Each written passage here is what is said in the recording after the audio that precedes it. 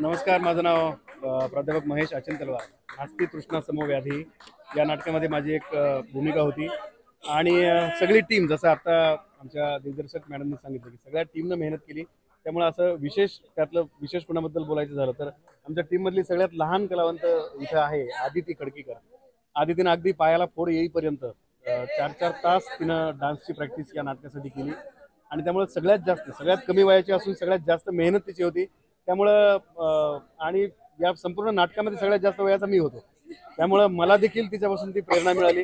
नाटक ही काही एकानं करण्याची गोष्ट नाही, टीमवर्क आहे. त्यामुळे कितीही छोटी भूमिका असली तरी तिचं महत्त्व वेगळं असतं.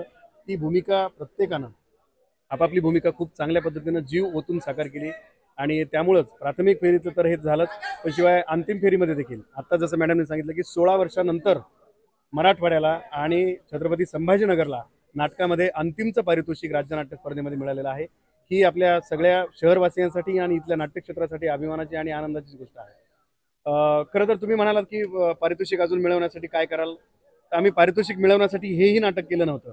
कुठलीच कलाकृती पारितोषिकासाठी नसते असं मला वाटतं. का त्या कलाकृतीनं ती करत असताना निखळ आनंद देणं ही सगळ्यात महत्त्वाची गोष्ट आहे. तो रसिकांना, प्रेक्षकांना सुद्धा मिळाला आणि नाटक करत असताना आमच्या सगळ्यांना देखील तो आनंद मिळाला. ही आनंदासाठीची प्रोसेस होती. पुरस्कार मिळणं न मिळणं ह्या गोष्टी त्या फार वेगळा भाग आहे. त्यामुळे आम्ही तरी पुरस्कारासाठी इथं काम केलं नव्हतं. आम्ही आमच्या आनंदासाठी काम केलं आणि आम्हाला आनंद तर दिलाच, पण पुरस्कार सुद्धा दिला. ही रसिकांची पावती आहे नाटक चांगलं झाल्याची. आमच्या प्रत्येकाच्या मेहनतीला रसिकांनी उत्तम दाद दिली आणि पारितोषिक मिळालं, ही आमच्या मेहनतीची पावती होती असं मला वाटतं. भविष्यातही आम्ही अजून मेहनत जिद्दीनं करू, यात अजिबात शंका नाही.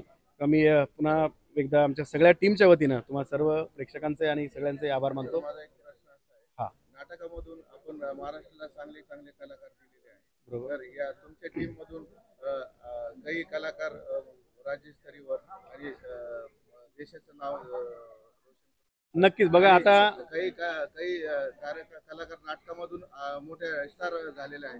असे तुम्हाला वाटतं की तुमच्या टीम मधून एक स्टार निघणार असेल? नक्कीच नक्कीच. आत्ताचीच दुसरी आनंदाची गोष्ट म्हणजे आमच्या नाटकातली एक कलावंत आहे बाई मावशीची, जिने भूमिका केली. तिची आता सध्या सिरियल सुरू आहे. श्री स्वामी समर्थ या मालिकेमध्ये ती काम करते आहे. श्रुती कुलकर्णी, जिला अभिनयाचं रौप्य पदक आहे या आत्ताच्या स्पर्धेमध्ये आणि अंतिमला देखील तिला अभिनयाचं पारितोषिक आहे. आणि दुसरे 2 कलावंत आहेत याच नाटकामधले, या नाटकामधून जे घडले, त्यांची आता मुंबईच्या थिएटर अकॅडमीसाठी देखील निवड झालेली आहे. त्यातली आदिती खडकीकर आणि हा मामाची भूमिका आमच्या नाटकामध्ये करणारा नचिकेत डांगोरे, या दोघांची थिएटर अकॅडमी मुंबईसाठी आता निवड झालेली आहे. महाराष्ट्रातून तर येतातच, पण संबंध देशभरातल्या वेगवेगळ्या भाषेतल्या वेगवेगळ्या राज्यांमधून 350 मुलं तिथे येतात.